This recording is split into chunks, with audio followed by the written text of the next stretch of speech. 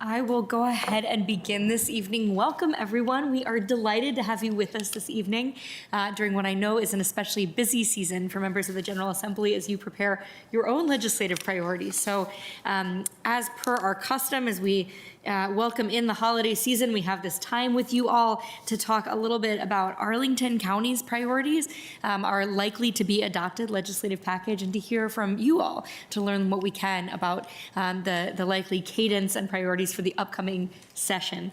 I think it might behoove us all, particularly for those who may be watching, if we did a round of introductions.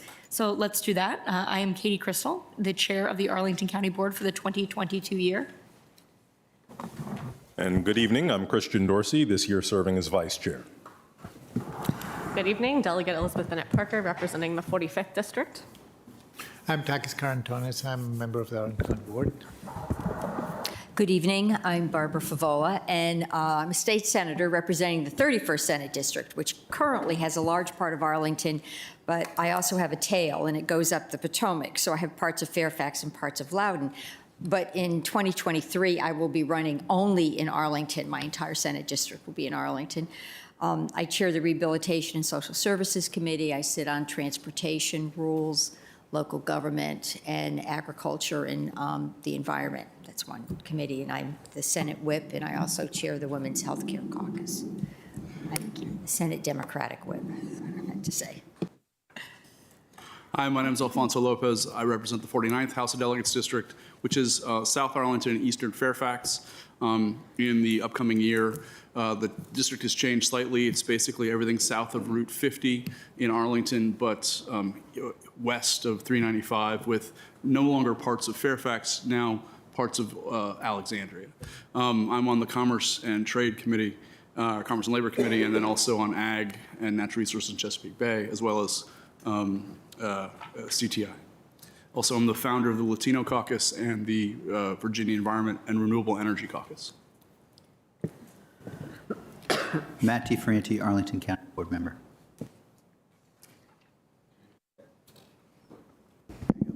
Good evening, I'm Rip Sullivan. I represent the 48th District in the House of Delegates, which is a part of Fairfax County, McLean, and a large chunk of North Arlington, and also into South Arlington down into National Landing. That unfortunately is going to change next year, where I've been redistricted into the new District 6, which is completely in Fairfax County. But I have taken upon myself to declare myself an honorary Arlingtonian. You can't get rid of me that easily. How I vote, what I'm interested in, how much I want to do good things for Arlington County and the people of Arlington County will not change, regardless of what the shape of my district might be. What do I serve on? I don't remember. Commerce and energy, finance and courts. Thank you. Mark Schwartz, County Manager. Libby Garvey, member Arlington County Board. Adam Eben, member of the Senate representing Arlington south of Columbia Pike, and this is hard to believe it'll be my 20th legislative session in January. Alana Crennan, Legislative Liaison for Arlington County, and I believe we have one more person joining virtually. Good evening, it's Patrick Hope. I'm sorry I can't be with you. I'm getting over the flu, so I decided not to share it with you. I represent the 47th District, going into my 14th session. My district is Central Arlington. With redistricting, it pretty much stayed the same, but it pushed a little bit more west and north part of the county and pushed me out of the district out of South Arlington, and it'll be known as the 1st District, which it makes it easier to remember. I serve on the Health, Welfare, and Institutions Committee, Courts of Justice Committee, and the Public Safety Committee. I'm sorry I can't be with you in person, but I appreciate the accommodations to let me participate remote. We're delighted that you can, and I can imagine at least one delegate is taking notes about how efficient it is when people can participate remotely, right? We're very glad as well that you're not spreading your germs, and we wish you a speedy, complete recovery. Well, colleagues, welcome. We're really glad again to have this time together. I think in the interest of time, because we are indeed limited by the tyranny of schedules for some of us, I'm going to propose we do as follows, which is condense all of Arlington's legislative priorities into one presentation. We'll take turns among us as board members and then do the same for the General Assembly, allowing for discussion. So rather than going item by item to discuss. I will be taking notes as others talk and hope folks will join me so that we can have a robust discussion at the conclusion of each section. But we will take the prerogative as hosts and launch in. I'll begin with just a couple of comments. You can see that our legislative package is organized as usual into quite a few issue areas, but one of the things we wanted to do this year, and with Ms. Creighton's help, is really advance a couple of overarching principles, legislative principles that are most important to us, that cut across these issues and indeed are probably more important than any one of these individual issues.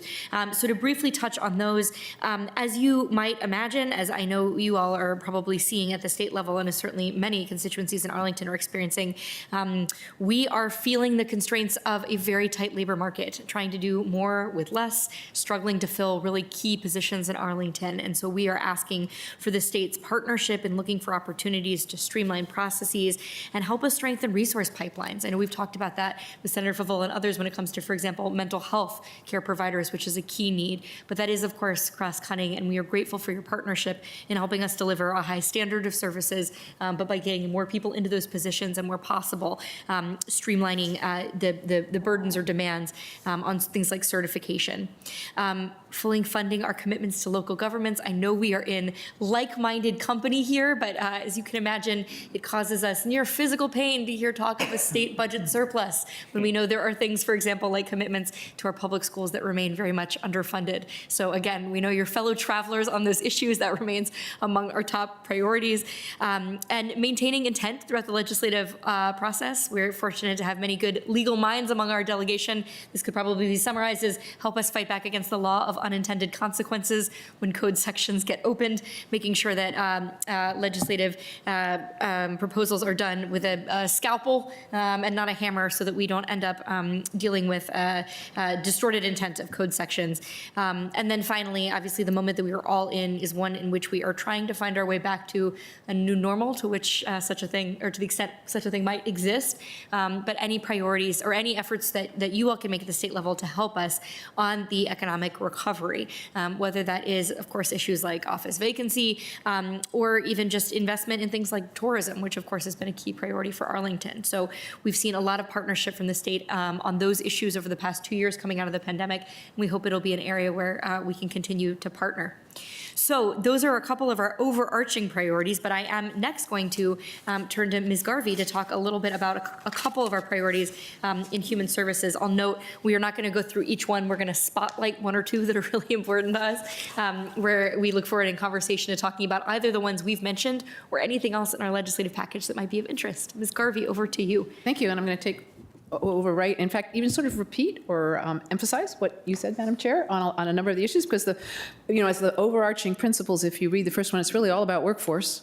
And if you look at the top one on our human services, number one, I am not going to go through all of them, but the first one is to address the critical workforce shortages. The Community Services Board it needs money to do recruitment and retention. And it's absolutely critical. I think you've all heard about the problem that we're having with the workforce in behavioral health. I will briefly take off my Arlington Board hat and put on my Northern Virginia Community Regional Commission hat. I'm part of a group with Dr. Bill Hazel, and we're looking at the issue of workforce and may end up coming to the legislature, not this year, but in the future. I'm just trying to plant a seed to work on some internship programs and way to really work on the pipeline of people working in behavioral health so that there's really a substantive pipeline, and that's a number of the other issues here addressing that same issue. I'll skip to the third one, state hospital bed crisis. I think we've all heard the horror stories of people that, they're in mental health crisis and they have to be driven miles and miles away. It takes time. Sometimes our local officers, police officers have to go, law enforcement has to go with them. It's just an incredible drain, and it really is such substandard care for people when they have to be so far away from the people who love them and need to care for them. That's just a mess. And the real problem there is, again, the workforce.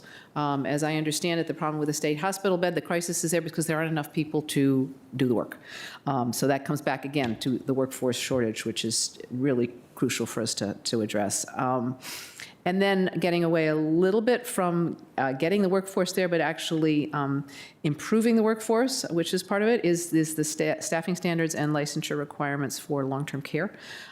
We just need to provide living wages and sick days and overtime pay and training for workers, particularly in infection prevention.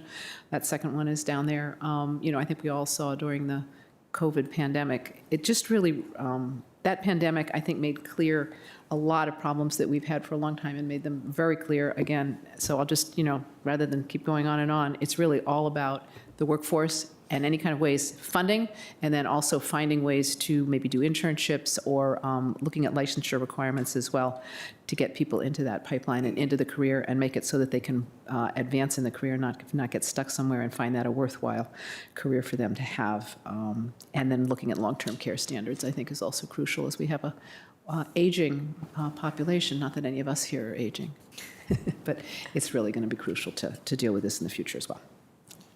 Thank you so much, Ms. Garvey. I'm going to turn next to Mr. Dorsey to talk a little bit about both land use and housing priorities, as well as finance-related priorities for us. And thank you for that prompt and reminder, Madam Chair. I appreciate it. So I'll just try to go through these rather quickly.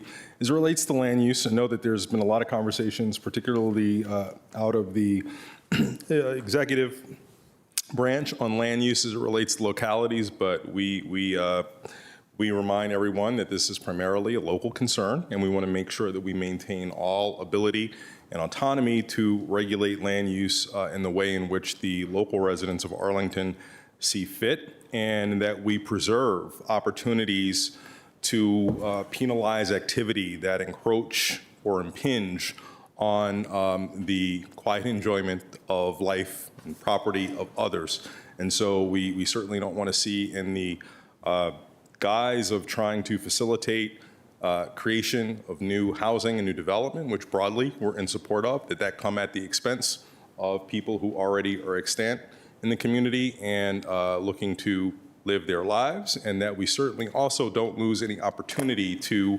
require that production of housing or commercial opportunities be exempt from restrictions or regulations be exempt from our being able to mitigate the impact of those developments and to capture the value that we grant through the entitlement process. So in short, preserve all of our local autonomy, and in an effort to do well, let's not restrict our ability to make sure that we capture the appropriate value from this activity that does occur. We love the growth and the evolution in the Housing Trust Fund and encourage all efforts towards a sustainable source of funding so that this not become subject to good windfalls or good budget years, but really can become a reliable source of funding for development. We certainly know through experience locally, and I think people are coming to this nationally, that it is the inadequate pipeline of resources that has kind of made these housing stalls that are kind of apparent in many places a real problem when it comes to keeping up with the supply necessary on an annual basis. Thank you for the. What's that? Thank you for the. Thank you.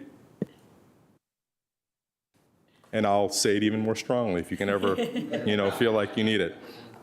And so also we have very much, we applaud the work and thoughts of all of you. We know individually you all worked and spoke so well to the needs that were apparent during the pandemic. And from that, we know that there are many supports that we can provide for tenants to not only help mitigate real adverse consequences that come from their tenancies, but to ensure that in the event of their falling in arrearage, we have protections to keep them safe from eviction, especially the most vulnerable residents. Moving over to finance, I think I can sort of put this all in a general bucket. Let's not lose anything that we have. Local governments, you all know this, but it just bears repeating publicly. We can't diversify our revenue the way some people may believe that a company can. We have relatively fixed sources, and limited ability from an annual basis to control those sources. And so we are very much interested in preserving it because any shortfalls falls on people who may not necessarily be able to bear it. And we do see that there's some opportunities for taxation to become modernized and made more equitable. A couple of opportunities there as it relates to the communication sales and use tax by looking at some parity with the state sales tax and making sure that loopholes are covered. And then as it relates to exemptions, which are always very popular, it seems, from time to time for people to do something. Especially with localities. Yeah, right. So, you know, those exemptions come at a cost. And certainly while they may prove popular with one constituency, that produces a lot of pain on other constituencies and local governments needing to pick up the slack. So just encourage thoughtful approaches to taxation, that there be a careful attention to any exemptions that are proposed, having pay-fors and adequate, sufficient revenue replacements. I don't think we would take the approach that taxes need to be exactly what they are always, but making sure there is some attempt at revenue neutrality to us is an important priority, and certainly bringing equity in taxation, making sure that regressivity is paid attention to and is a thoughtful part of the overall tax approach is what we would support and recommend. Thank you so much, Mr. Dorsey. Many of our transportation priorities this year can be summarized as much as Mr. Dorsey noted on finance, protect what we have. I know our delegation includes champions for metro funding and streams of funding, particularly the commitments made to the development of Amazon HQ2. Those are major projects on which we are relying to mitigate the impact of welcoming headquarters, which we are excited about. Nevertheless, the Commonwealth's commitment to supporting the improvements to Route 1, the improved bus route expansions along the transitway are major investments on which we are relying, and we really appreciate your help in protecting those. A couple of areas to really highlight among these priorities. I would be remiss, my friends on the authority would be upset indeed if I were not to highlight to everyone's attention, as nearly everyone at the table on our delegation were veterans of that 2018 process, either in the General Assembly or serving on transportation boards at the time.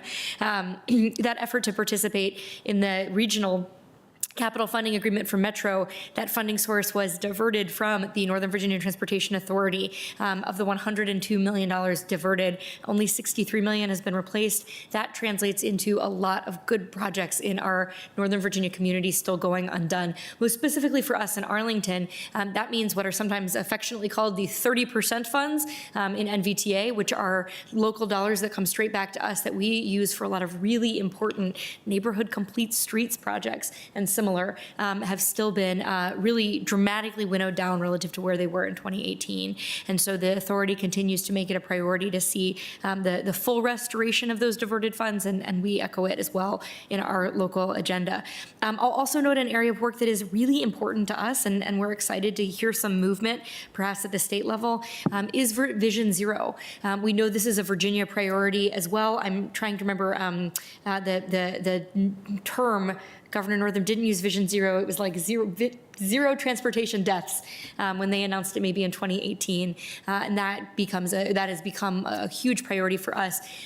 We know often is the case, when there's an area where Arlington is falling short of being able to fund everything we want to do, that's even more extreme for our localities all around the Commonwealth. And so we know there's been some conversation about thinking about dedicated funding for really safety-focused improvements on local roads, especially, or VDOT-controlled roads everywhere else. And that's an area we strongly support. We've seen how important those projects are, and being able to respond quickly when there are crashes has become for us in Arlington. Also within that bucket of Vision Zero, 2 years ago, you granted local authority for automated speed enforcement in school zones and work zones. Thank you. We've taken really extensive advantage of that. We would love to be able to pursue that in other parts of the county. Automated enforcement is helpful not only in reducing speeds, which are one of the major contributors to serious crashes, it's also helpful in reducing the interface between police officers and residents, which has been a priority for both our police practices group and for the fact that we continue to struggle with police staffing. All right, over to Mr. DeFranti to talk about criminal justice reform and education. Thank you, Madam Chair. I'll move pretty quickly through these. The first in criminal justice is one I want to mention. I think that there's consensus in Arlington regarding the need to fund prosecutors' offices through not just felonies, but make it a broader, not just based on felonies, but make it a broader assessment. And so we support efforts to include misdemeanors as well, and that can lead to a focus that is more on crime prevention and diversion rather than a punitive type approach. I think there's broad consensus in Arlington, and I know that each of you share that. The other items, number 2 is immigration. It's a statement of our longstanding, deep-held priorities there that I know you share, still important. Reimbursable positions related to body-worn cameras. Certainly, that is a funding issue that has challenged us. But the only other one, I know that Senator Eben done so much work, as well as each of you is engaged on reforming our marijuana laws. The one I want to mention is certainly there's expertise at this table as well, Senator Favola and others, on sexual and gender-based violence. I wonder if there's possibility there for funding, or I'm just trying to think of what can work across the aisle. So that's one I wanted to highlight. On education, our chair has mentioned, I think we have broad consensus on, and I was at the Commonwealth Institute, had a one-day summit, and there's, of course, talking about the need to allow for additional funding and provide that match for positions, and that's referred to in teacher pay raises, both teachers as well as positions of support at schools. I know that'll be a big issue. I'm not holding my breath, but I certainly think it's an important one that we all support on the board. Mental health is a big issue, and expanding funding as well. So of the general government priorities, the one I really wanted to the 2 that I wanted to pick out for possibilities, I know you've already had one filing deadline, but I think most of you know about Oral Fiber and as one of our advocacy groups, but it is we have done a whole body of work with respect to broadband access. And we have a NOFA out and we're working with a consultant to assess, get much more specific on where we don't have the broadband access that we need to significant extent. It's in the 49th, but there are other parts of the county as well. So that's one where we really would love to move forward and ready to engage with you on that. And then the 4th of those is a good government piece. It's not that, not a second of disrespect for the importance of electronic meetings. I know that Delegate Bennett Parker, all 5 of us on the board have tried to offer how we can help, and appreciate your great work last year and your ongoing work there. But job order construction contracts, there's a good government piece, essentially, as there has been inflation, these are specific type of contract where we don't want to get bogged down into sort of a procedural way of addressing this, when instead we could just lift that cap. And so that's one, I don't know if we could engage in conversations going forward there, but those are the ones I wanted to highlight. Thanks, Madam Chair. Thank you so much. And our penultimate category is around public safety and emergencies. I'll turn to Ms. Garvey. Thank you. So this, what we have here falls into 2 sort of buckets. I look at it as the one sort of adequate funding, which you're kind of used to, these issues that keep coming up over and over because the state doesn't pay its bills.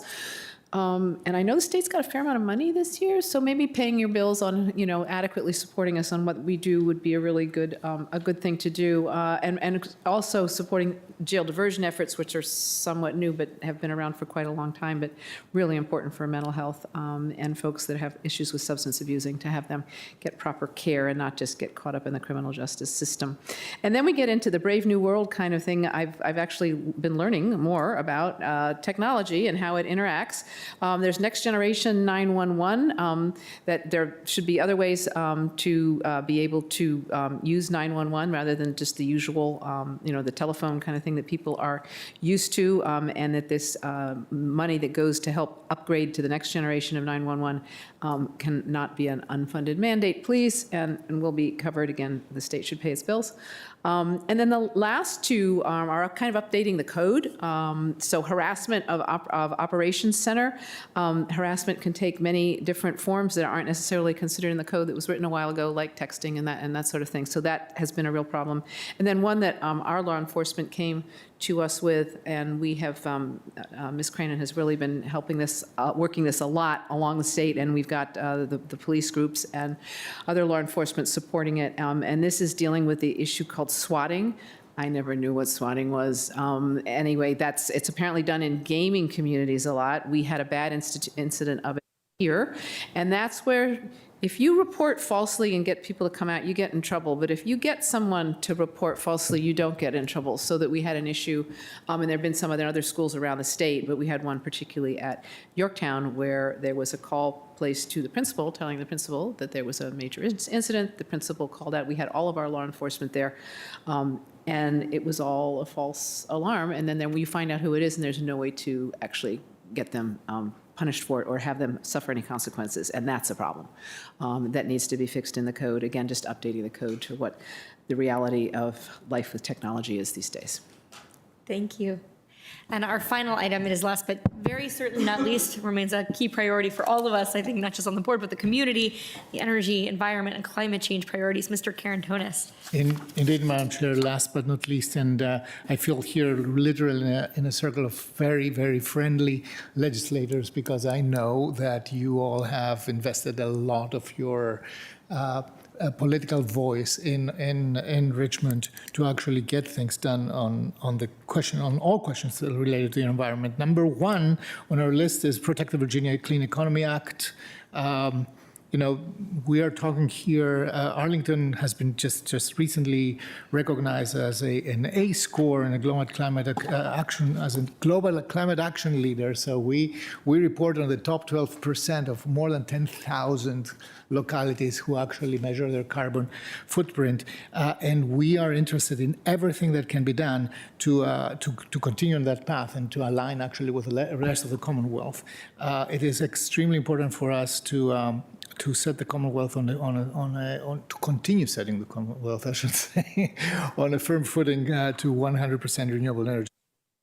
A big part of that, and I know that this will be a difficult conversation to have, is the continuation of the RGGI, the Regional Greenhouse Gas Initiative. RGGI is not only a flood, as you perfectly know, it's not only a flooding mitigation fund. It also provides a lot to retrofit affordable housing. And we made significant, as you all know, we made significant investments in legacy affordable housing, in preservation of affordable housing. And we would literally see RGGI as a potential funding source to strengthen these buildings like Barcroft or Park Shirlington, et cetera. This would be an excellent addition to our efforts to make that kind of housing really sustainable and keep it viable for long term. Public-private partnerships is the next point. Expand the ability and authority of local jurisdictions to encourage and support private sector efforts. We do that. We saw how powerful it is.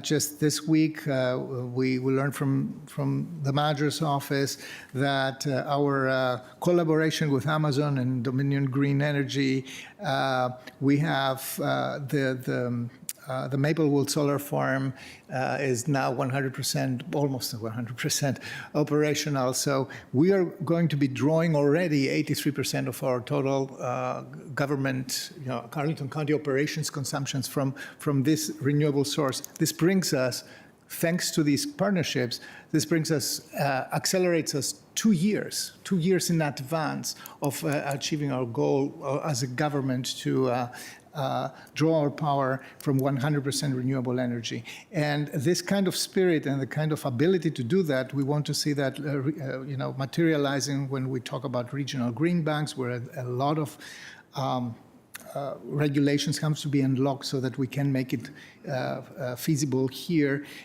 It's very important for us, and I believe to many across the Commonwealth, especially in Northern Virginia, to see us in a position to be able to implement improved and stretch building codes.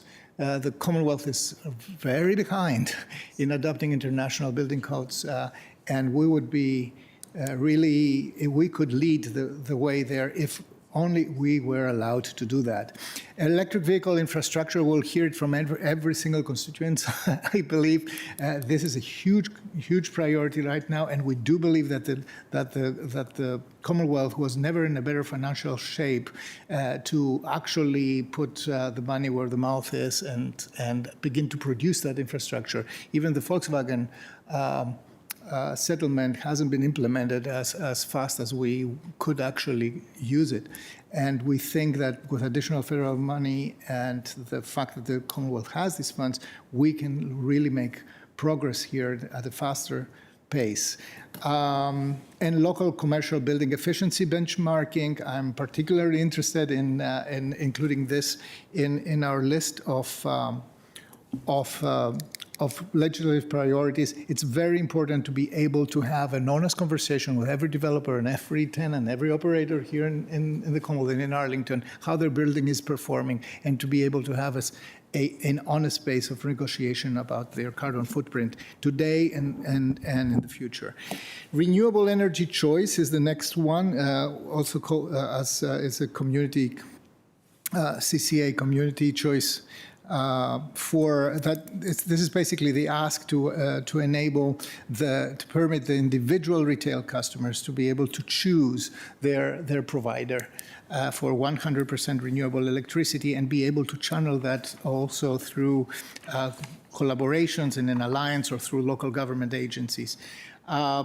A very tangible part of our green agenda, pun intended, is preserving expanding tree canopy. And I know that all of you have been involved in trying to accomplish what we have been asking, which is the ability to have more of a regulatory footprint in how we regulate our own urban forest and how we can, enact policies that preserve the urban forest, especially the maturing trees. This hasn't been accomplished so far, and we are continuing to ask for that. Last is on the list is the Stormwater Local Assistance Fund, SLAF. We are asking for an increase in SLAF funding. This supports projects that provide that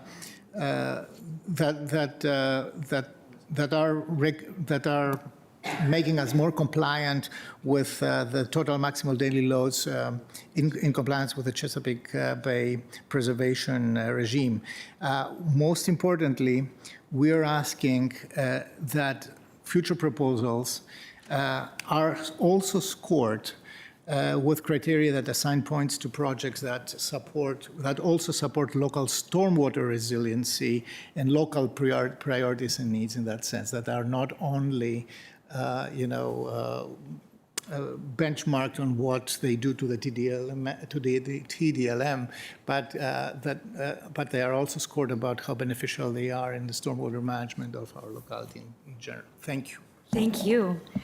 Okay, so a whirlwind tour of our legislative package. I'm going to pause just for a few moments to ask if there are questions, perhaps linkages that you all see with priorities of your own, or other things that you'd suggest we have or bear in mind regarding our package as the session comes forward.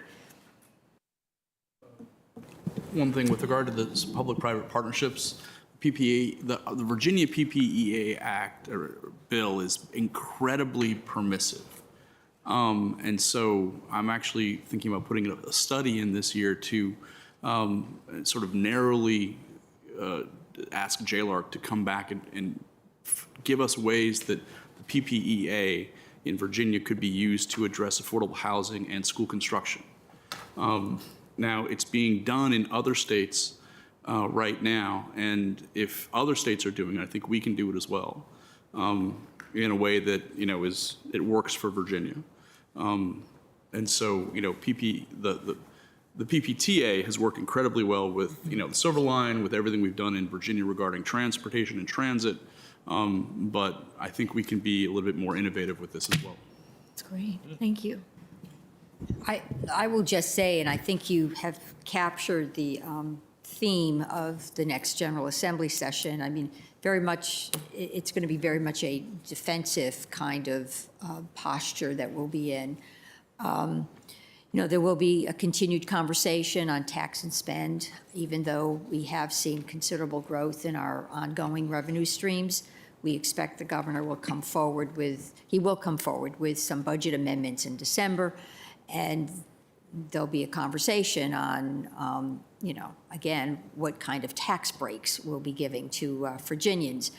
And we have to, in my view, that all of that has to be balanced against some very important bills that we've left unpaid. And we continue to need investments in our public education system and our mental health system. We'd like to see our jails with much more rehabilitative programs, and we don't want to charge prisoners, inflated commissary prices.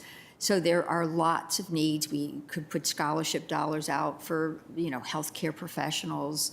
We should continue to increase the pay for our healthcare professionals, especially those working at our state hospitals. Medicaid reimbursement's lower than it should be, so I can go on and on.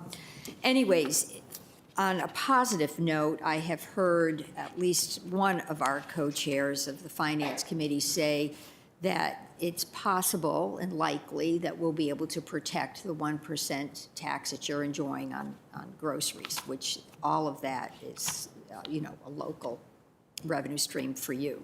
So we think that we can protect that. I can just comment briefly on your package and sort of what I think is going to go on in the General Assembly.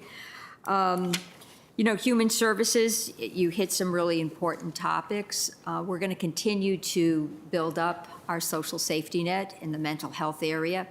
Virginia has the most number of psych beds per person of any state in the country. Yeah, so we are not short psych. And they're open. No, overall.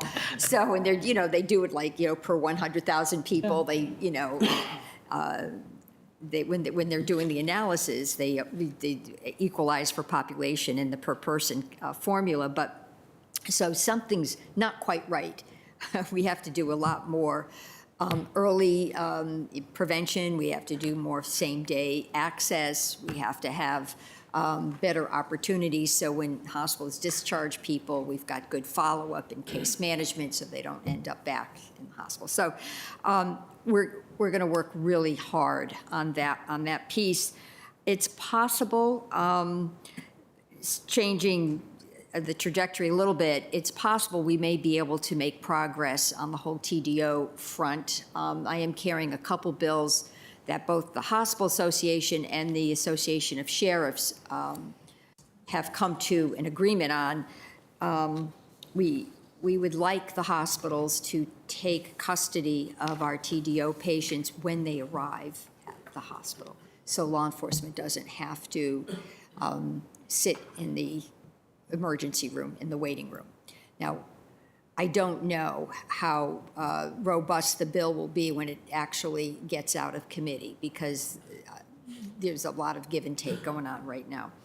I do have a bill on barrier crimes, which would allow, in the space of peer counselors, it would allow some barrier crimes to be removed, not a whole list, but we'd be looking at, probably theft and drug-related crimes, drug possession with intent to distribute. Those crimes might be removed as barrier crimes, so so agencies can hire peer counselors.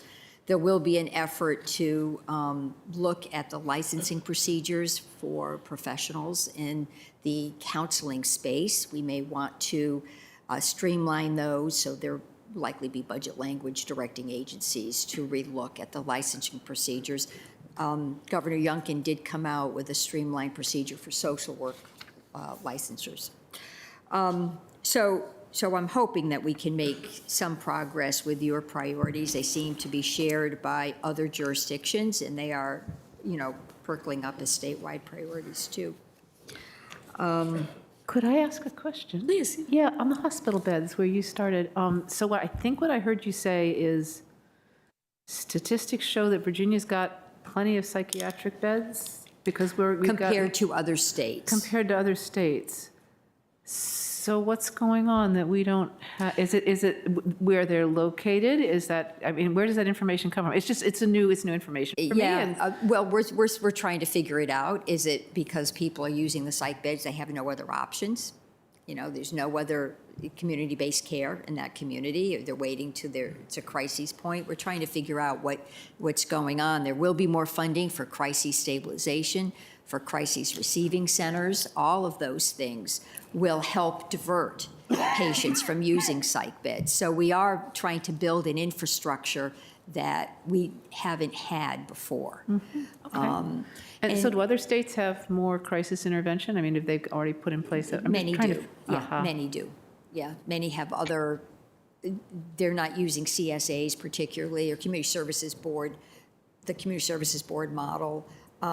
They're governed differently. We're sort of a state supervised but locally administered system. So our localities have a lot of latitude in how they spend mental health dollars and, what the whole program looks like. So Could I ask just a clarifying question as well? So psych beds includes both those provided by the private sector as well as ones in the state hospitals, or exclusively in state hospitals? no, it was counting everything. And that is licensed beds, which is to say like the issued certificate of public needs Yeah, beds? those would be licensed beds. So is there a possibility, I mean, I know, for example, that there are a number of licensed beds that are not in real terms beds right now because they're insufficient staff, for example, when the state hospitals were closed last year. So I imagine those are still considered licensed beds, They're but they've been licensed taken beds. We offline. couldn't use them because we Right. didn't have enough staff. that may be So the disconnect we're I'm experiencing. trying to figure out, there's something Yeah. going on. So yeah, I mean, it's not fair to count beds that Don't we look at this can't as just the use. past few years. Right. I mean, this was an older study, but yeah, I mean, we didn't have enough personnel to Which use is all hence the beds focus we on had. personnel, So, which we appreciate. But one of the things we're looking at is the crisis receiving centers we may be able to allocate some psych beds to accompany those receiving centers, even though they would keep people for, with a 3-day period, the 72-hour period. So we're looking at different things.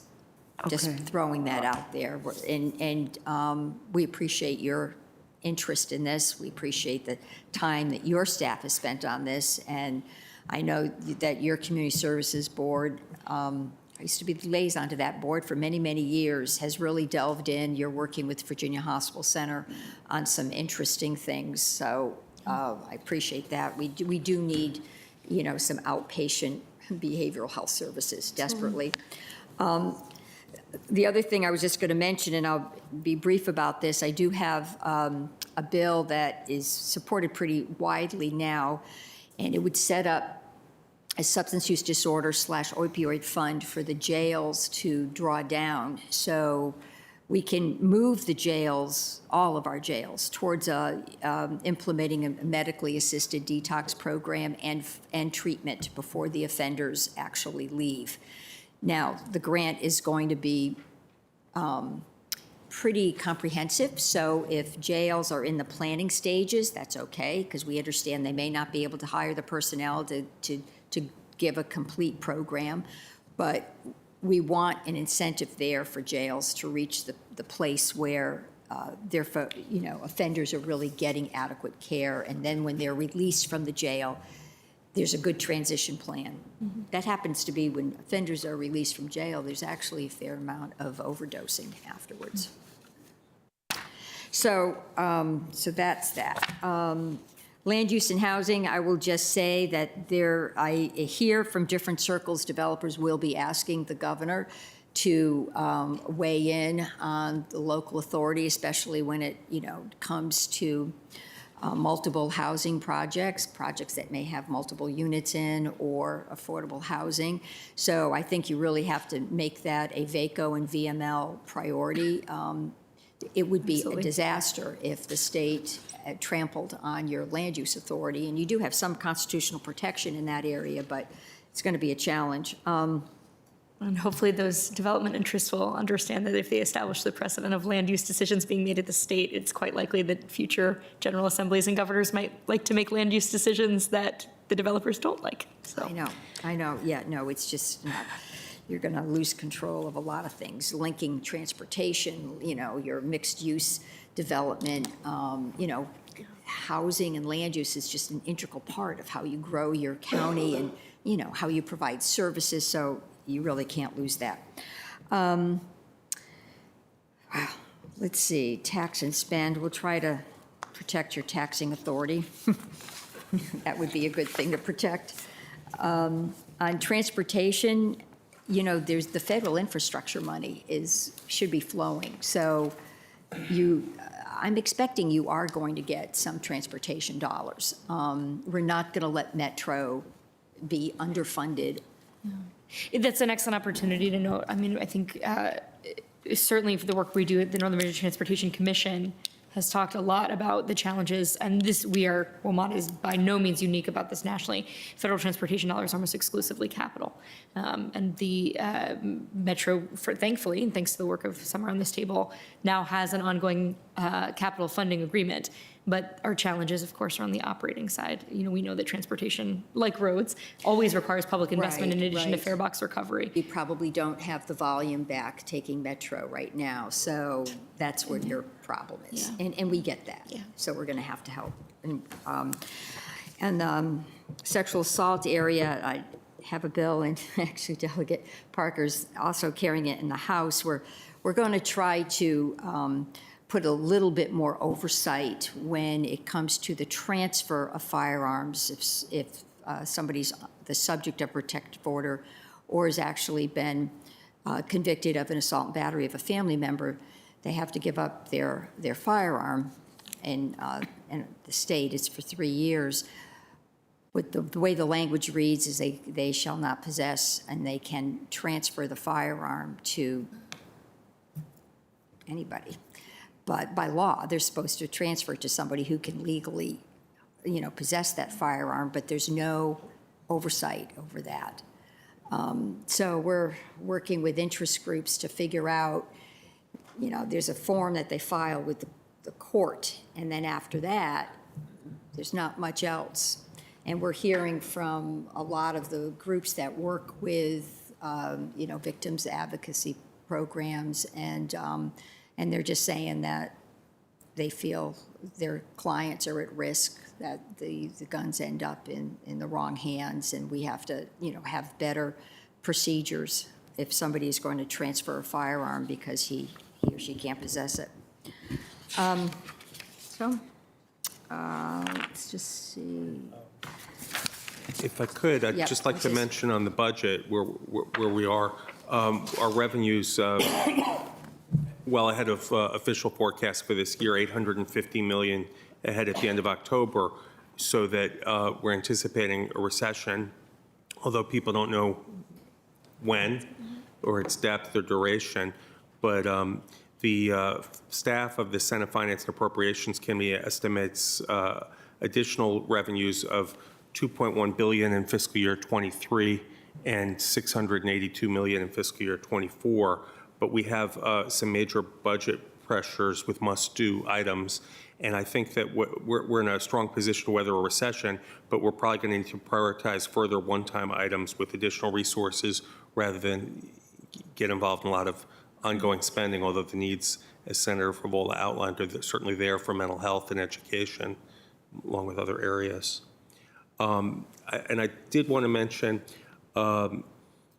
just a few bills that I'm curious on the county's reaction. Last year, we made it an offense again for over loud mufflers. And I had a bill drafted to prevent people from selling products to enhance the noise in the muffler.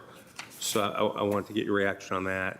And then I also have, in terms of, you had LGBT rights in here, we're going to try and repeal the so-called marriage amendment again, but rather than put an affirmative right to marry in the Constitution, just do a straight-out repeal and then put a code change that you couldn't discriminate in the issuance of marriage licenses based on someone's sex or gender. That's fantastic. I think we'd love to back you on that. And there may be bipartisan support for that. So many of us have memories of that bill in 2003, 4, right? So the amendment. So what a terrific effort. I'll just note on the, speaking for myself, and I see colleagues may wish to chime in on the mufflers issue, that's terrific. I think we really appreciated the reworking of the bill last session, and our police have sought to enforce that more. It is a huge quality of life issue that we hear about a lot from our residents. I think the idea of going upstream and penalizing the sale of the equipment that is then allowing people to modify their cars to make that sounds like an even better idea. As you can imagine, our police do struggle to enforce. Someone calls to complain, and by the time the officer gets there, the vehicle's long gone. So I'm really pleased to hear that, and I think we can talk with Ms. Cranen about ensuring that our legislative priorities are defined broadly enough that we can lend our full support to that. I saw Mr. Karantonis and then Mr. Dorsey may wish to weigh in too. Thank you, Madam Chair. This is really very interesting, Senator, because it is true that this whole aftermarket, market is completely unregulated. So, and we're trying to fight here based on whatever the OEM, the original, equipment manufacturer specs are, and trying to control for that.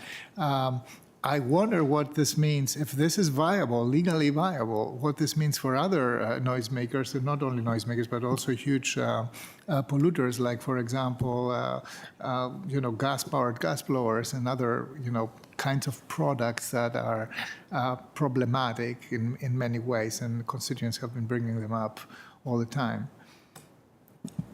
I think that's a step further, another issue. I don't want to speak for my friends in the House, but I think that would be challenging to regulate with the current composition in the House.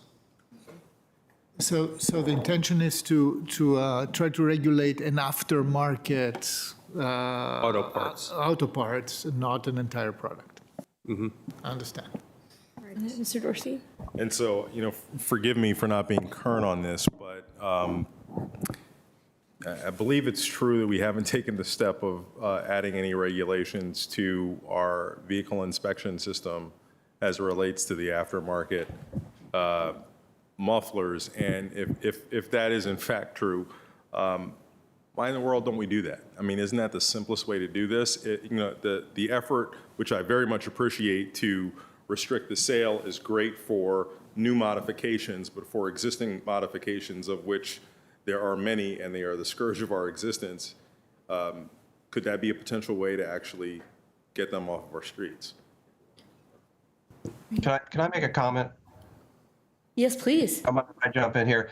Not all of us supported the change that Senator Eben was referring to of going back to using noise as a pretext to pull people over. I'm still concerned about that.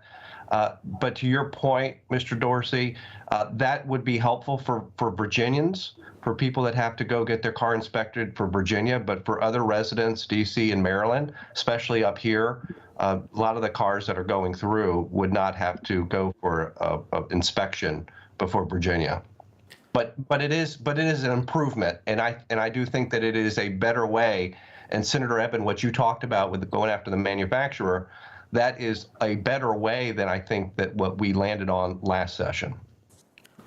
Yeah, I think going after the manufacturer, if there's a way to do that, is probably a good idea too, because if something can be put on a car, it can be taken off, go through inspection, come out of inspection, and then be put back on again. So I think anything we can do to kind of prevent that would be great. It's going to be a struggle. Thank you, Senator Eben. That's really exciting. And I think as we're sort of naturally segueing into learning about some of your priorities, I want to make sure that we're starting with Delegates Bennett, Parker, and Sullivan, because my understanding is you're a little bit time constrained. So if colleagues are all amenable, we'll begin with you two and then continue that conversation. You're on. Thank you, Chair Crystal. So I will follow the lead of my colleagues and ask for your feedback on electronic meetings. Obviously, it's in your package, but I thought I would share some of the specifics of what I'm working on with stakeholders like the Northern Virginia Aging Network, for whom this is a top legislative priority, and the ARC. I honestly wasn't planning on working on this legislation this year, but they brought a number of concerns to me. And so we're looking at sort of three primary changes. The first is to increase flexibility for local advisory bodies made up of volunteers as well as regional bodies to hold all virtual meetings. Of course, we passed legislation this year that allowed that outside of an emergency for the first time, but it's still limited to 25% of those meetings. And that applies to the subcommittees as well as the full advisory bodies. And I know we just met with your school board last week, and they raised this and talked about the dramatic drop in participation since going back to in-person meetings and how hard it is to engage parents and others, as well as the ability that they've had to do things like provide instantaneous closed captioning and instantaneous translation that is much more difficult in an in-person environment. So that's the first change. The second would be changing the requirement that there has to be an in-person quorum in order for an individual member to participate remotely. Again, hearing from advisory bodies in my home jurisdiction of Alexandria that they're struggling to maintain that in-person quorum. And also hearing from the ARC that they have members with disabilities who are feeling as though they should actually be resigning from these advisory bodies because while they have an exception that allows them to participate remotely, they're contributing, or they feel as though they're contributing to the lack of an in-person quorum. And I think that's a tremendously unfortunate consequence of the way the law is written, and something I hope that no one would want to see happen.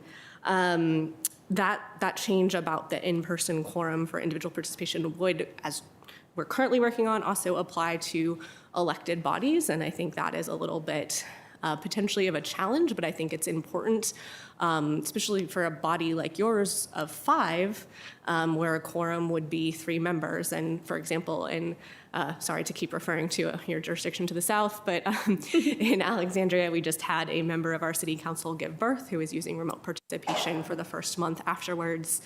We simultaneously had a member who was traveling for work because, of course, elected positions in Virginia don't exactly pay a lot. And if those members were on your board, you would just need one more member, like say Delegate Hope, to have the flu or something, where that meeting could then not happen and it would get canceled last minute, and the work of the public would not be able to happen. And so I'm not sure how that's sort of in the public interest, and again, sort of trying to address these circumstances. And of course, there's still restrictions on the ability of individuals to participate remotely, so it's not something that could be abused. And then the third change would be to have public bodies actually adopt those electronic meeting and remote participation policies annually in order to allow for more public input into that process as things may change.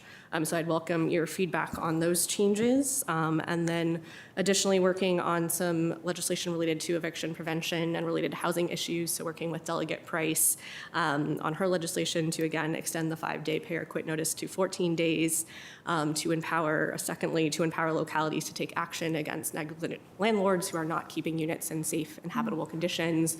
We know we have that issue in Northern Virginia. That legislation, of course, was introduced this year and vetoed by the governor, but I'm trying to come back at that. And then working on a variety of other bills on a bunch of different topics. I have a mental health bill. I have an ABC reform bill trying to get at the fact that folks with felony convictions are currently not able to work as bartenders. This is actually something that was brought to me by, I think, an Arlington restaurant, as restaurants are facing staffing shortages and things like that, as well as obviously a criminal justice reform issue. And then also have a bill to expand voting access by increasing or allowing curbside voting for individuals with intellectual disabilities as well as physical disabilities. I think I'm happy to start on the electronic meetings piece, and I know this is when we worked closely together with you, Delegate Benedict Parker, and I've also worked closely as colleagues with a lot of our commission chairs who feel really passionately about this too. I'm so glad that work continues to move forward. 2 thoughts. I would strongly support changing the requirement for in-person quorum. I think that might beg the question about, at that point, is it sort of the same thing as flexibility for an all-virtual meeting? Because the in-person quorum is what makes it a hybrid meeting. If an in-person quorum isn't required, then everyone could be virtual. So, however that's defined, but strongly supportive however we get there. The one thing I would note, I think, that we learned, or I learned in collaboration with our clerk and county attorney, and I imagine the county manager heard some too, is we really appreciate all of the expanded authorities. The more complex they get, the more our advisory groups start to struggle. And so, I think the annual adoption of meeting procedures, for example, if that's a chip that we trade in exchange for example, flexibility for all virtual meetings for appointed advisory bodies, worth doing. But that will come with some administrative burden. And I think what we are finding, we have arguably a few too many commissions in Arlington, more than 50. And when you try to communicate anything out across 50 different entities and all of the staff liaisons, there's just things get lost in translation, and there is an opportunity for confusion. So, I feel internally conflicted about it. I mean, I know your work has been so extensive. We're probably only going to get there stepwise. The challenge is that, I think that just creates more complexity. So, that's one thought anyway about trying to kind of balance the opportunity to get as much as we can whenever we can, and then also doing so without confusion. I think it might be worth finding some partners who really would support this. I know we have a member in the Senate who maybe could be moved to support just the volunteer advisory committees. They certainly. And indeed, we've been doing exactly that. Our commissions wrote a letter that I know Delegate Menapur used, and stand ready to testify. I believe some of them have testified at committees, talking about what this means for them as advisory groups on issues. I mean, so compelling about the disability advocacy. Our Veterans Advisory, Military Affairs, talked a lot about what that meant for them as active duty personnel. Our Commission on Aging and Planning Commission and others. So they definitely stand ready to testify and otherwise and raise the their voices. diversity that the virtual platform has, allowed for, enabled, is something that shouldn't be underestimated, because we have a very diverse community here. We have very diverse communities throughout Northern Virginia, and I would argue throughout the whole Commonwealth. And to make it easier to have different voices sitting at the table is really worth the struggle. So I don't think we should give this up.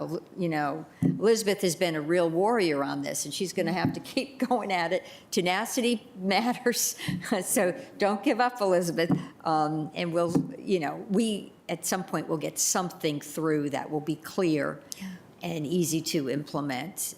But again, like she started off saying, I think we're just going to be able to keep it to advisory committees and not boards Just that still very have much a win. authority or. Mr. Dorsey, Well, jump thank in you. there, but And, no, that's okay. And Delegate Bennett Parker, I mean, I just appreciate your really being such a principal steward of this. And while you're working incrementally, and I have no quibble with that, you are best to divine what is the appropriate strategy. I just want to give you support and uplift and just say that we should really be speaking about the broad principle that this is rooted in, is really retrograde back to a time when Virginia didn't trust local governments to be able to operate competently and efficiently, and it's entirely at odds with the way of the frickin' modern world. We're in a media market where the January 6th committee can conduct its sensitive and confidential, sensitive hearings, entirely online. The District of Columbia City Council can, every part of the media market that we're in can transition to major, important billion-dollar business being conducted entirely through meetings that don't take place with anyone in the same room, and somehow we have to figure out how to nibble around the edges of satisfying various quorum requirements. It's absurd. And I just want us to make sure we don't lose sight of how absurd it is as we give you the space to pursue the necessary incremental reform. We should still be shouting about how ridiculous it is. And I get it, not everyone is invested in the technology that we have to be able to ensure that seamless,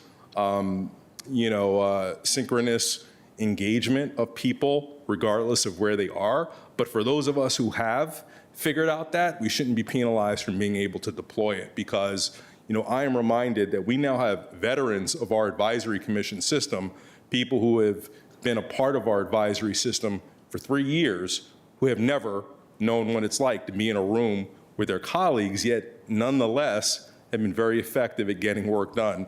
And now we're moving to a place where we say, well, I know you've been doing great up until now, but we have to resort to a way that's better. It's just patently absurd. And thank you for the ability to rant. Absolutely. Ms. Gardner. I would just say the pushback we get frequently is from the press.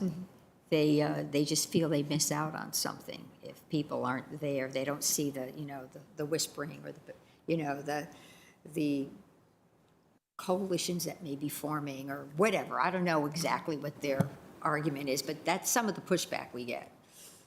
Just wanted to lay that out. I appreciate that. It's hard to whisper over Zoom, but Do you have chat? you do have chat. This is true. Press could see the chat. Anyway, I did have, Mr. Dorsey, did you have something else you wanted to say? I was going to, a couple of things. So thank you so much, Ms. Bennett-Parker, for doing this. I mean, I've been watching this, and you're absolutely persistent. It's absolutely the way to go. What a huge difference it's made for a lot of people already. I had a couple of thoughts. One, how much does the access to broadband play in here, in that some portions of the state that might not be thinking this is good because they can't do it anyway, and whereas I think our rural friends actually would probably find it most useful because they've got the farthest to drive to come together. Is that an issue, the access to broadband at the moment? So I think that ties nicely to actually what Mr. Dorsey is saying, is actually this is about sort of local authority and flexibility, and this is not a mandate. No one has to do this. It's just permission, and of course, local governing bodies can set additional rules, pursuant to their communities and circumstances as they see fit, but the state law is the ceiling. I think to your point, certainly we got support last year from rural communities because of the issues of them having to drive for 2 hours. I know I was speaking to someone actually yesterday who their governing body has several vacancies on their BZA, which is one of the bodies carved out of the bill by the Senate this year by a senator who is not here. And they're not able to, someone has to drive an hour and a half to get to those meetings. And so the BZA hasn't been able to meet because they're not able to get someone willing to step up and volunteer to do that. So I think certainly there are advantages to rural communities. The law that we passed does have a lot of guardrails for public access and transparency. And so if the broadcast fails, the meeting has to stop and that sort of thing. Similarly, video is the preference, but for areas where that may not be an option, phone is still allowable. Yeah, thank you. So I think it'd be great if you, make sure that you can put in rules about how you have to be able, press has to be able to see the chat or whatever. And the fact of the matter is, even meeting in person, we could be texting that people wouldn't. It's just, it really seems kind of bogus what the press is saying. Part of the reason I brought up I don't want to sound too arrogant that we up here in Northern Virginia who do all of this, we've got all this technology and stuff, we can do all of this. Again, it may be that some people just can't do it, and it's not that they don't want to get into the 21st century, which argues for getting broadband everywhere, which I think would be really crucial. Another argument that I don't hear that often that I think is huge, too, is the environment.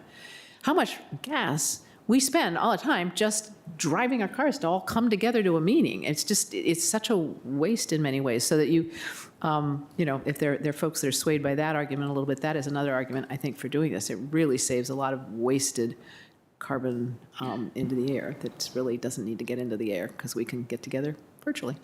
Thank you, and thanks for all your work on this one. Thank you.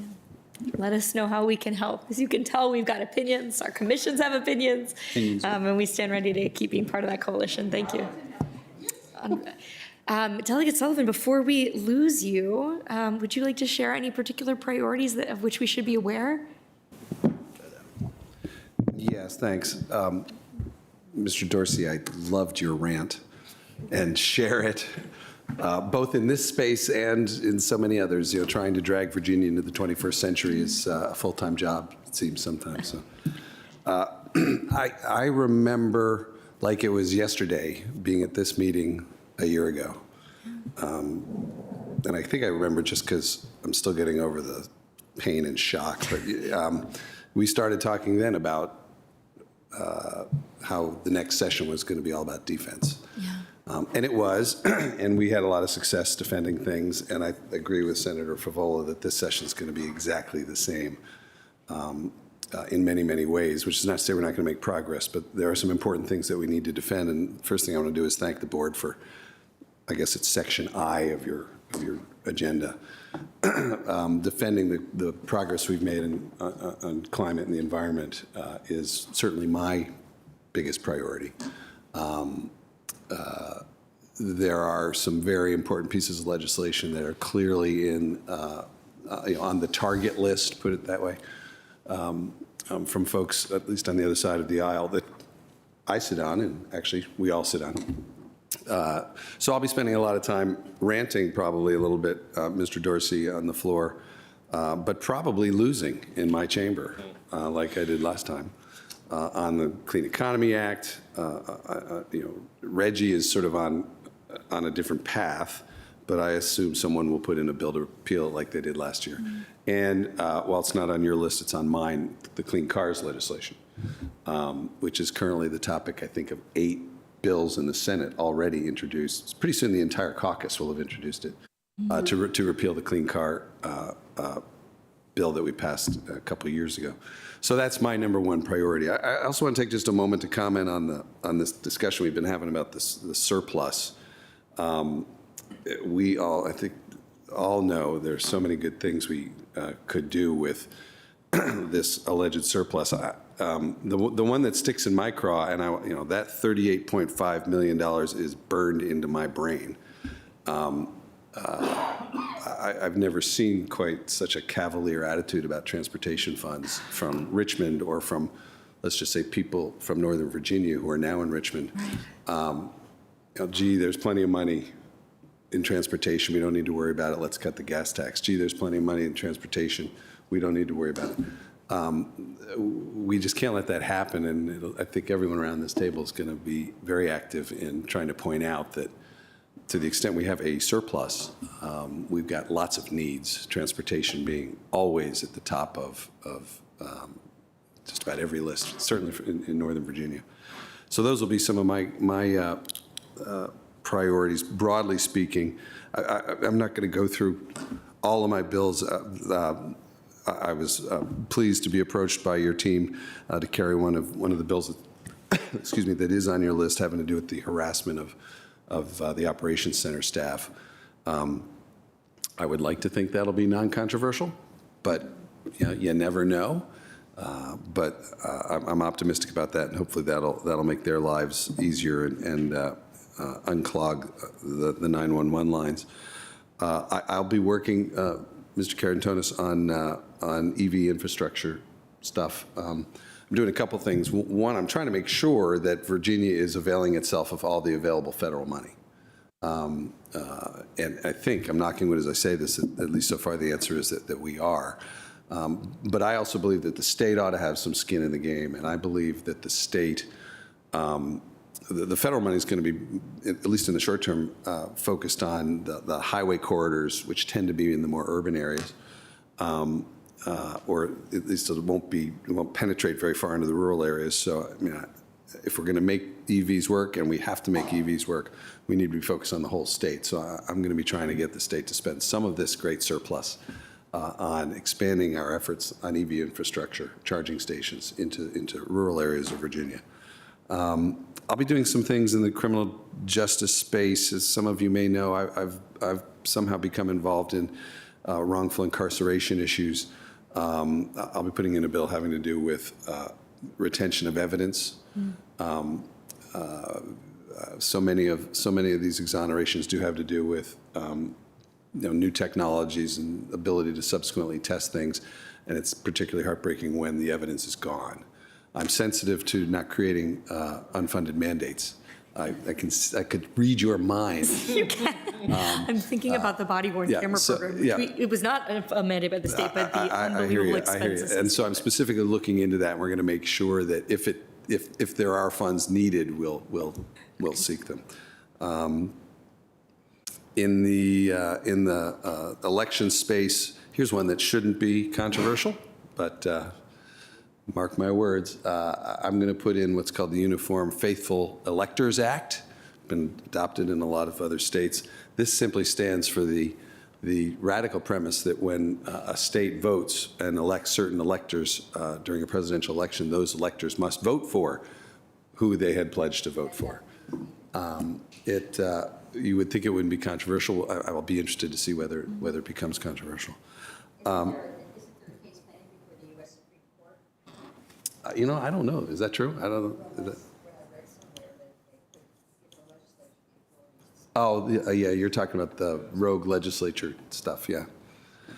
And then finally, I'll just mention two things. I'm going to go back into the gun, or the one's a gun bill, one's not. But yeah, I tilted at my share of windmills over the years. You know, we already, if someone is convicted within a certain amount of time of drug offenses, they lose their ability to possess or buy firearms for a period of time. It's been suggested to me, and I think it's a good suggestion, that we do the same thing with people who are habitual drunk drivers, showing reckless behavior. And we all know the association between alcohol and gun violence. So I'll be putting in a bill that says if you've had, 2 DUIs within a certain period of time, you would lose temporarily your ability to own or purchase guns. Another one, which is actually not a gun bill, and therefore doesn't implicate the Second Amendment, but I think will sort of draw attention from the same group of, the same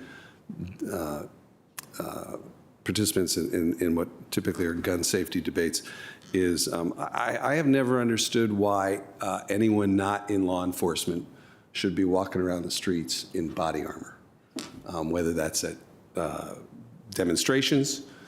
We all know what happened in Richmond a couple years ago, that huge demonstration. Or whether just walking down the street. So it's been done in at least one state. They've tried it with the feds.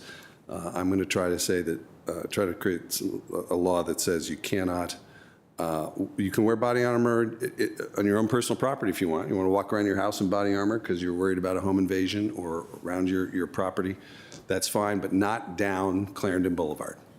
Not to a demonstration or just not walking down the street. It can be intimidating, of course. That's, I believe, sometimes why it's done. And obviously can also be used in crisis situations. And I view this really more than anything as a law enforcement safety bill. Most recently, and tragically, in Buffalo, the shooter in Buffalo, they couldn't take him down because he was wearing body armor. I think a police officer lost his life, or a security guard lost his life as a result. And law enforcement should not encounter in a crisis situation someone who is prepared for battle. So that's going to be sort of my own personal moonshot this session. We'll see what happens. It should be. I mean, I don't know when Delegate Sullivan has to leave. I just want to, say, good luck to you in your new 6th district, but... You're stuck with me, Christian. I'm telling you. You can't get rid of it. Rip, Delegate Sullivan, I'm sorry. We've always been geographically a small piece of your portfolio, but you've never made us feel as though that were the case. And so just, for the better part of the past decade, thank you for carefully, making Arlington such a huge priority. And I'm going to take you at your word that you'll still be a friend to us with your new district, but we have been so proud to have you represent us. And thank you. It's kind of you to say. It's been a great honor, and it ain't over yet. It ain't over yet. Another session. Thank you, Mr. Dorsey. Well, I'm so glad you mentioned that, Mr. Dorsey, because I did want to take the opportunity before we lose Delegate Sullivan as well as Delegate Bennett Parker. I think not only the two of you, but I believe Senator Eben, this may be your last roundtable with us. No, you're keeping a little bit of Arlington? Yeah. Yes. Okay, great. Then I only have to say it for the two of you. Right. Just to, I think I couldn't put it better than Christian did in terms of saying the I'm sorry if I... No, not at all. You put it better than I could, that you're outsized representation of us. And I think, not only in sharing our values, which is abundantly clear with the efforts you've made on gun violence prevention, as well as the environment, and Delegate Bennett Parker, your commitment certainly to violence against women, among other issues, but also in tactically when you've needed us, we've been there. You've been there for us on open meetings, as we've talked about, or on renaming Langston Boulevard, for example. So I think you all have both punched above your weight when it comes to Arlington's interest. And I, for one, am disappointed to know that we're losing the two of you, and hope you will continue to feel the pull and the tide, us in Arlington. Thankfully, we have a pretty all-star delegation that's remaining with us. But lest we don't get the opportunity to say that before you both have to take off. Thank you. No, thank you. The disappointment is mutual. It really is mutual. Wasn't my idea, I can promise you that. I believe that. You know how to find me, I'm easy to find. You keep Fairlington, right? That's how you get to, no? Crystal City, no, okay, good. All right, I think I'm looking to see what's, Patrick, is next, and then I think if we want to hear other legislative priorities from you as well. Delegate Hope, would you like to go next and share anything on your radar that we should be especially attuned to? I don't know about my colleagues, but I don't figure out what I'm bringing until my bills are done and I can start talking to the stakeholders and see if my bills have a chance. But I have a handful I can talk to you about. So that my colleagues are much more prepared than I am, it seems like. But I do want to make a comment on the whole workforce issue that we're seeing. I'm very happy to see that Governor Youngkin has made some positive statements about mental health and putting in his budget. I'm disappointed that he's conflating gun violence prevention and gun violence and behavioral health. But notwithstanding that, I am hopeful that he'll put some significant revenue into the budget for mental health. One of the things to keep in mind is that we did put a significant amount of money, Governor Northam's budget, for state facilities for staffing. And Governor Youngkin, in his budget amendments, he did pull back on some of that. And the amounts that we were paying for the hospital beds, for the staff, was significantly decreased. In fact, it's 50% below of what is considered to be competitive now. And so I would have liked to see that higher.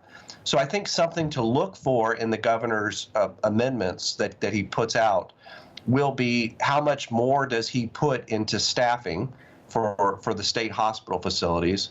But also important to counties like Arlington is how much money do we put in for CSBs? Because that's really where the preventive type situations are going to be, where you prevent the crisis in the first place. And so if we can see some more revenue put into CSBs, maybe put some more reimbursement for providers, then I think you're going to see some significant changes when it comes to our hospital bed situation. I can tell you, in spite of all the money that we put in for the last couple of years and the mental health bed crisis, I do not see any significant change. In fact, I would tell you I think it's worse today than it was 2 years ago. And I went on to the Virginia hospital, and I did see several people handcuffed to gurneys waiting for days. And we've all heard those stories. And so it's not any better. And so we need to put some significant money in there. So those are two things I think that you should look for when the governor puts out his amendment. A couple of bills that I'll be bringing back, some bills that either were vetoed or didn't get over the finish line. One is to repeal the tobacco surcharge. That bill is going to come back where we charge tobacco users 50% above anyone else who doesn't use tobacco on their healthcare premiums. And what we have found, what that does is, in fact, it doesn't get them to stop smoking, it just gets them to be uninsured. And having them in the insured market, there are, believe it or not, 20, 30, 40, 50-year-olds that are healthy, that are smokers, but they're sitting on the sidelines because the costs are just too prohibitive. So putting them back in there will lower insurance costs for everyone. And I've been in touch with the governor's office, and they'd be supportive of that bill coming back. I'm also going to bring back a bill related to doing some regulation for the Department of Health of local swimming pools. Arlington does this already, but there's a number of jurisdictions that don't. And right now, the Department of Health only regulates pools in hotels and not in community pools. And so when you think about the deaths that come from, especially from younger people in our pools, could be a whole variety of different reasons. It needs to have some regulation to it. And so I'm working with the administration on that. A bill that didn't make it very far, however, it was a bill to repeal the ability for employers to pay people with disabilities substandard wages. That bill is going to come back. And there's some federal money that, thanks to Bobby Scott, put some money down. It's about $30 million that Virginia's getting. I want to make sure that there's no other employers that try to take advantage of paying people with disabilities a sub-minimum wage. Senator Eben and I are going to bring a bill to regulate vaping. My wishful thinking is I wish it would be broad enough that we would regulate all retailers when it comes to underage tobacco use, not just vaping shops, but tobacco use. We are dangerously close to 20% violation for underage. We have a law in Virginia that you can't buy cigarettes or tobacco products under 21, but there are no consequences for the retailer. And so hopefully that will come back, and at least the vaping part of it will. There's a lot of shops that are not paying taxes and they're selling to underage.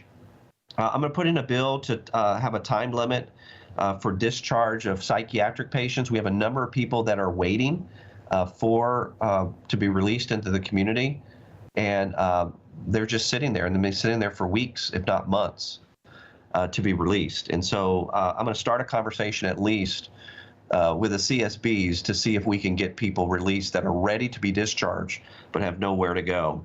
And lastly, I'll be doing some stuff on prison reform. These are things that I've been doing for a number of years.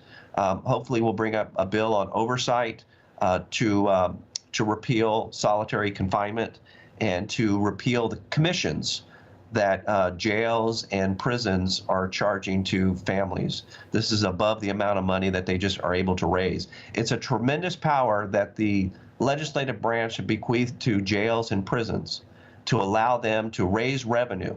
No other agency has that ability to do that except for jails and prisons. And they don't need to get permission. They can raise whatever amounts they want just by tweaking, dialing the commission up or down to raise as much money as they need. And so I'd like to put an end to that. And I'm going to start with the commissions. I know there's an effort to do it with communications and other efforts as well. But that's one that I'm really focused on. So I'll go ahead and stop there, and happy to answer any questions. Thank you so much, Delegate Hope. I will say, despite your disclaimer that you are not well organized, those sound like a pretty good list of priorities. So we really appreciate that. And just as I look around to see if my colleagues wanted to add anything, I really appreciated that observation about, despite additional funding, there seems to be limited, or in fact, the opposite of progress with regard to serving those in acute mental health crisis. And I would say I think that really mirrors our experience locally. One of the things that it keeps coming back to, right, is that staffing issue, and to just illustrate the point and offer, to the extent it's helpful, to have this example in your own efforts. We have an incredible emergency crisis response center as part of our Department of Human Services that is exactly the type of facility you're describing to keep people out of, those acute inpatient or committed stays. We have not been able to open it and roll it out to the degree that we've hoped because of staffing. And so, I think those efforts to reinvest in, whether they are recruitment bonuses that can help CSBs hire, ongoing money to CSBs, of course, is the gold standard to help us pay for those positions, or the training that Senator Favola talked about, and I know you've been focused on too, Delegate Hope. I think that's part of the solution out of that, terrible conundrum in which we find ourselves that I think you articulated really well. So thank you for your focus on that. Mr. Karantonis, did you want to? Yes. So prefacing that just with an unrelated item. So thank you so much for thinking about regulating the vaping retail industry. That is really very important, and I'm all intrigued to hear more about that. I wanted to get back to something that you, Delegate Hope, you have been a patron or co-patron of several bills and initiatives to allow us to have more jurisdiction on tree canopy and tree canopy preservation. So is there any horizon for that in this session? Or what is the horizon? Yeah, nothing that I'm working on. Certainly the dynamics in the House are a little bit different. Home developers, home builders, we have a very difficult time trying to get a bill out of general laws. And, I'm hopeful that we can make some progress, but I'm just not confident with the makeup of the House that we'll get anything through, sadly. Yeah, thank you. All right, thank you. Let me turn to Delegate Lopez, who's been very patient. No, it's all right. No, this is fascinating, actually. I always love learning from folks in the delegation because they're such amazing experts in a wide range of areas, but sometimes they know so much in one area. So, listening to Barbara, listening to Patrick talk about healthcare is and education. So I was working with my chief of staff, and we actually have 172 bills. That is on our spreadsheet, and You're the reason the bill limits exist. We You're the problem. pre-filed 42.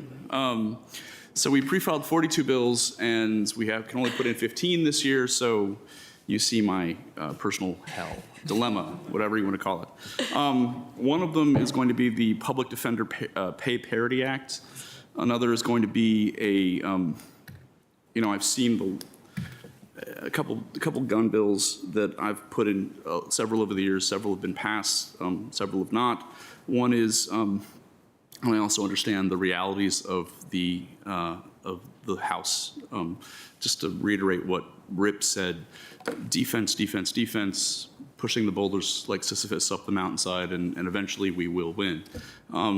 The idea is a firearm insurance bill for automatic weapons, requiring insurance if you have or buy a automatic weapon. And I understand the dynamic, but the dialogue, the conversation should at least be had.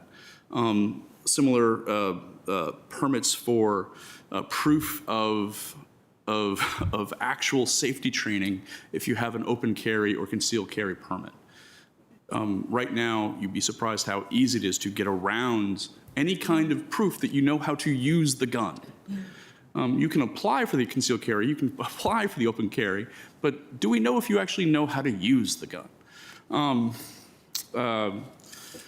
Guarantee the right of counsel for folks in evictions suits. And then some people know that my background is, I've done a great deal in the environment, affordable housing, procurement issues, education, immigration, new Americans issues. One thing that has really infuriated me since 2016 is the attempt and the success last year to ban books in schools. SB 656 needs to be overturned. As a part of that also is this little insidious, you have to actually go not to the footnote, but the sub-footnote to find that when they define what is considered sexually prurient, it includes simply homosexuality, simply the mention of homosexuality. And so my legislation would actually get rid of that one word out of the definition. And so hopefully that takes some of the teeth out of some of these ugly, wrong-headed bills we keep seeing out of some members of the General Assembly. Another thing that I've been working on and working with Chev on is there are a considerable number of amazing young students who want to take IB and AP tests, but don't have the money to take the tests. It's $79 per. And so working with the state to actually fund those tests for children who qualify for free and reduced lunch. Then a victim's right to restorative justice that I've been working on with the Commonwealth's attorney, and then affordable housing area. I had a bill last year that got fairly far, but it's regarding the Residential Landlord Tenant Act. If a building is condemned, the tenant should not have to pay rent. Also, the ALBO rule, which basically said that the state should not have to spend any of its public dollars on undocumented immigrants. Now, we've just gone through COVID-19.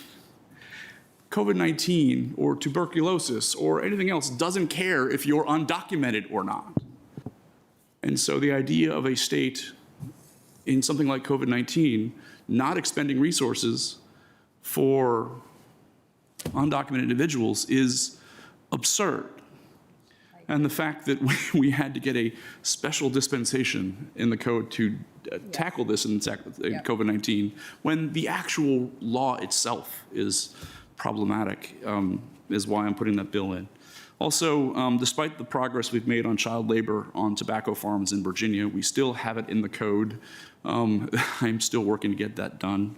Then several environmental bills that I'm working on with various activists and organizations, including one that I've worked on for a few years now regarding above ground chemical storage tanks, and the fact that these storage tanks are incredibly prevalent and our regs are not sufficient for the times. In fact, our regs are behind West Virginia.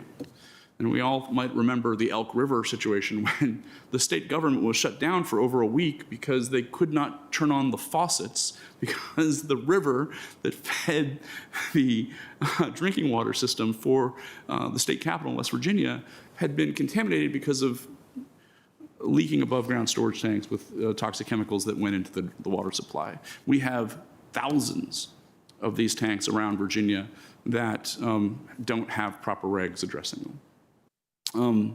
Something else that I've been working on with some friends of mine, I had it last year, and it's just an idea that I want to continue talking about. We all know the issue. It's a Virginia Local Journalism Sustainability Act. It's a tax credit for media outlets that hire local journalists and keep them on staff, and then also for companies that advertise with local journalism outfits. It got a lot of good press last year, interestingly, but we will keep fighting on that one. And then one thing, we need to increase the historic preservation rehabilitation tax credit. It's $10 million right now. It's a significant tool from developers to sort of revitalize certain areas of Virginia that could definitely use it and develop inner cities in Virginia. And I think we need to address that. I have an environmental justice constitutional amendment, which I have been working on for a few years now. And then finally, the one thing that brings Republicans and Democrats together across Northern Virginia and in Arlington, and I'm glad you guys put it on your list, predatory towing. This year I'm working with Senator Favola to address the fact that for some reason you're only allowed to have a civil lawsuit against a predatory towing company if the Attorney General of Virginia brings the case, but only in Planning District 8, which is Northern Virginia. Yeah. And you can only get damages of a total of $150 per violation. But this only affects Northern Virginia. And we're not applying the Consumer Protection Act and allowing the Consumer Protection Act, which is used in other states, to address these issues, but we can't use it in Planning District 8. So our legislation will address that. It got a lot of good press as well last year, and hopefully it will move farther this year. So is that my 15 limit? That's more than my 15 limit. I have to make choices. But if not, I'll hand some of these bills over to some of the newer members of my caucus. Once again, our job is to continue fighting for the issues and the policies that we know are right and are what need to move Virginia forward. And what we will be doing a lot of the time on the floor is simply playing defense to some folks who are trying to outdo each other in the direction that they're going. I will just say, though, I mean, obviously the Senate's going to be playing defense with all these bills that we're going to get come over to us from the House. But the Senate's also going to play offense in a strategic way. We are going to get bills on the floor. The Democrats are controlling the committees. We will be able to vote out bills that we believe are needed for the Commonwealth. We believe that they would serve the entire Commonwealth and that they're common sense bills. And we will get them to the floor. Now, we'll even pass them. Now, they won't go anywhere in the House, but to have that conversation and to listen to the opposition will be well worth our while.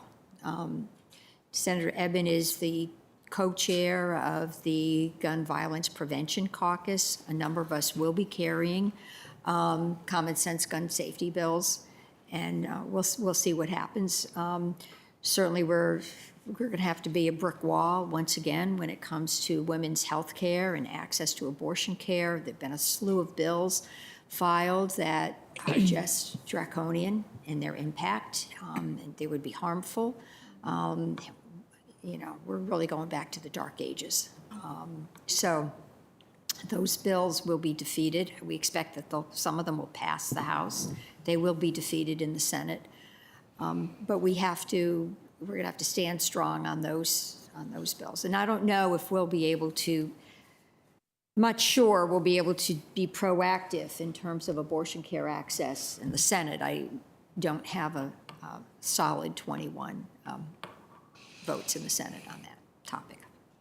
Well, we appreciate the advocacy, and we have written our legislative priority in the broadest terms possible to advocate for every possible bill that might further rights, and certainly to stand with you all as you attempt to end the path of any bills that would impinge upon them. This is a huge priority for us and for our constituency. The ability to access abortion care is a matter of public health. We feel that with deep conviction, and in conversation with our public health staff. We have a clinic in Arlington that provides contraceptive care, and it really matters a lot to us that people be able to access the full range of services as they make the right decisions for themselves and their families. We know the research is incredibly clear that denying pregnant people the ability to terminate their pregnancies has deleterious consequences for not only their own health, but for the health and lifelong outcomes of other children they may already have, and a host of other population level impacts and concerns. So I know this community cares deeply about it, and we will certainly look for any ways we can to join. We are really looking to the Senate, of course, to make sure that Virginia continues to be a place of safety and not join some of our neighbors. And this is really an issue that, permeates a lot of different sectors of our society. I mean, employers are not interested in moving to a state that, is not going to treat women with respect and not going to provide access to health care that women need. And it's just not what employers today, that's not the environment they want. So we're gonna do what we can. There are some bills that some Democratic lawmakers, myself have included have filed. So we'll see how again we'll see what gets to the Senate floor. Anything that gets to the Senate floor, we'll make sure we have the votes to vote it out of the Senate. And then you all can enjoy it in the House. I'm sorry, Mr. DeFranti. No problem. Just listening to you, Delegate Hope, and listening to the detailed pieces of your legislation, the strategy and the approaching the repeal of the marriage that you mentioned, Senator Eben, and the passion that I think I'm glad that you guys are here, and since they're gone, I'll say that you guys are the best delegation we could possibly have. I will say this, it's different, but the details and how hard you work I've seen over the years. Every year I see more of the work that you guys do, and on a 45-day session, on day 43, when you're trying to fight the next iteration of an anti-choice or anti-common sense gun safety bill, maybe you'll remember that it's really important to us, and we were right with you. Like, we may not be in the room, but we and Arlington residents are with you when you have to fight those bills, because sometimes on day 43, it's hard to find that energy. And so that's my editorial. I know that our chair will also thank our representative, Ms. Kreinen. Thank you so much for your relentless work. And I don't need to say anything more, but I hope that little emotion at least shows we're damn lucky to have you guys representing us. We've always been very happy with the support we've received from Arlington County. Your requests have been reasonable. They've been well-researched, well-grounded, and your staff is always very responsive, and from your county manager and county attorney to your legislative liaison, your new legislative liaison. So we thank you for that. Great support. We really enjoy working with Ilana. So that's great. It's wonderful. I guess we'll have to continue our conversations because lawmaking is a process and, so we're at the very early stages. Most of us haven't sent many bills to the clerk yet. So keep monitoring our bills. Let us know. My strongest advice is align yourself with partners you may not usually align yourself with that might help you with some of these issues. And you may have partners that you don't know of yet. But, yeah. Politics can sometimes make for strange bedfellows. I was going to say that. You said it for me. That's perfect. Well, thank you, Senator Favola. I'll echo the thanks to Ms. Cranen for her work in putting together this package. And one group of folks we maybe haven't called out yet is the many people in Arlington County who participate in the formation of the legislative process or package, whether that's our commissions, our stakeholder groups like the League of Women Voters and the NAACP. We care a lot about public input, as we know you all do too, and so we've really appreciated those who've taken the time to weigh in on the package as Ms. Cranen developed it and throughout. So I believe, unless there are further items for the good of the order, that does bring us to conclusion. We appreciate your time, and we look forward to seeing you all in Richmond as you go forth on all of these priorities. Thank you. We are adjourned.